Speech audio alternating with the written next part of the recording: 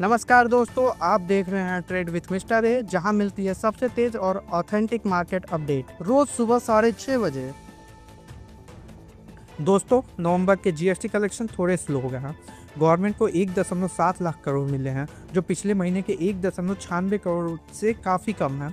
Growth rate भी सिर्फ 0.7 पर आ गया है और ये पेंडेमिक के बाद से सबसे स्लो है। आपको याद होगा 22 सितंबर को जीएसटी रेट रेशनलाइजेशन हुआ था। लगता है उसका इफेक्ट अब क्लियरली दिख रहा है।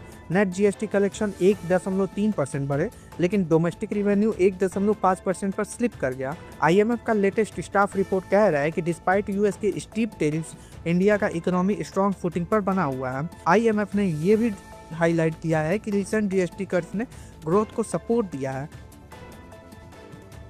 अब सबसे इंटरेस्टिंग अपडेट, इंडिया का Q2 GDP print market expectations को बीट कर गया। जीडीपी ग्रो हो रहा है 8.2%। मनी कंट्रोल का पोल 7.3% एक्सपेक्ट कर रहा था, आरबीआई 7%। इसके बाद मेजर रिसर्च हाउसेज ने तुरंत अपने FY26 ग्रोथ फोरकास्ट रेज कर दिए। बार्कलेज 6.8% से 7.2%, ICRA 6.8% से 7.3%, IDFC फर्स्ट बैंक 6.8% से 7.6%, KRH 6.9% से 7.5%, क्राइसिल 6.5% से 7%। मतलब सेंटिमेंट क्लियरली पॉजिटिव है। आप क्या सोचते हैं, FY26 में हम 7+ ग्रोथ मेंटेन कर पाएंगे या नहीं? अब चलते हैं मैक्रो इकोनॉमी की तरफ। दोस्तों, इंडस्ट्रियल प्रोडक्शन का अक्टूबर डाटा आ गया है और ये थोड़ा डिसअपॉइंटिंग है। अक्टूबर का आईआईपी ग्रोथ सिर्फ 0.4% पर आ गया, जो कि 14 मंथ का लो है। पिछले महीने सितंबर में ये 4.6% था। कोर इंडस्ट्रीज का परफॉर्मेंस भी इसके साथ ड्रॉप हुआ है, ग्रोथ 0%, अगेन 14 मंथ लो।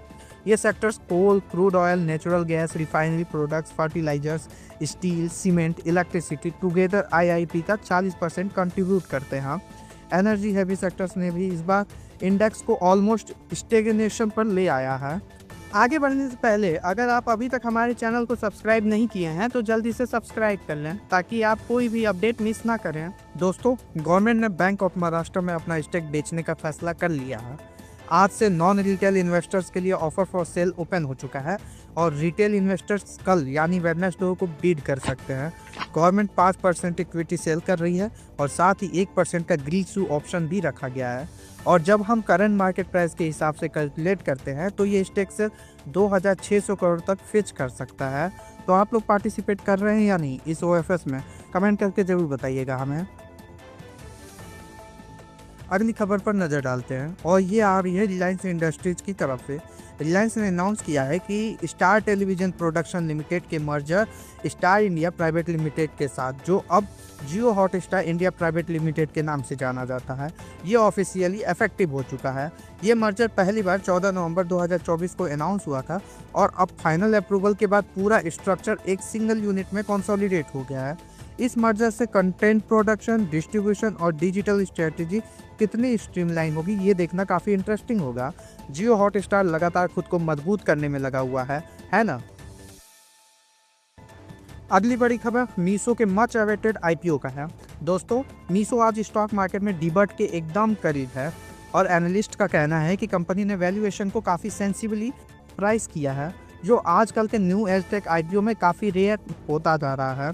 कंपनी का प्राइस बैंड सेट हुआ है 105 से 111 रुपये पर शेयर, जिससे मीशो का वैल्यूएशन टॉप एंड पर लगभग 50,096 करोड़ होता है। आईपीओ साइज 5,421 करोड़ है। अब सबसे इंटरेस्टिंग बात, मीशो का OFS काफ़ी ट्रिम कर दिया गया है, करीब 40% कम, which means existing investors are choosing to stay in rather than cash out. और एक और इम्पॉर्टेंट पॉइंट, मीशो की लास्ट फंड रेजिंग सितंबर 2021 में हुई थी, जिसमें कंपनी की वैल्यूएशन $4.9 बिलियन थी। आज का आईपीओ वैल्यूएशन लगभग $5.8 बिलियन है, यानी सिर्फ 19% का प्रीमियम। टेक कंपनी जब लिस्ट होती हैं तो 40 से 60% प्रीमियम देखने को मिलता था पहले, पर मीशो ने इसको काफ़ी रियलिस्टिक रखा।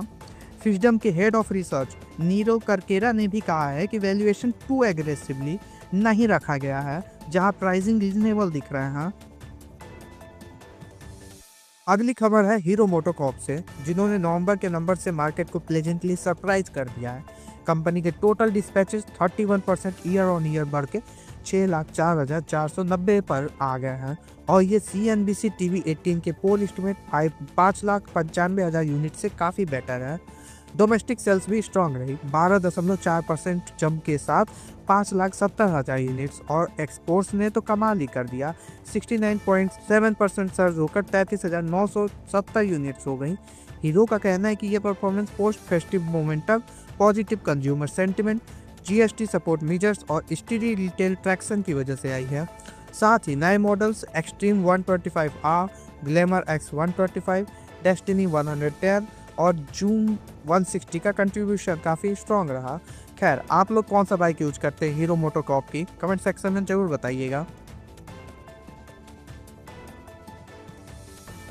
अब चलते हैं मेटल स्पेस की तरफ। स्टेट रन NMDC ने नवंबर के लिए स्ट्रॉन्ग प्रोडक्शन नंबर्स रिपोर्ट किए हैं। कंपनी का आयरन और प्रोडक्शन 11% ईयर ऑन ईयर बढ़कर 5.01 मिलियन टन पर आ गया है, जबकि पिछले साल यही नंबर 5.51 मिलियन टन था।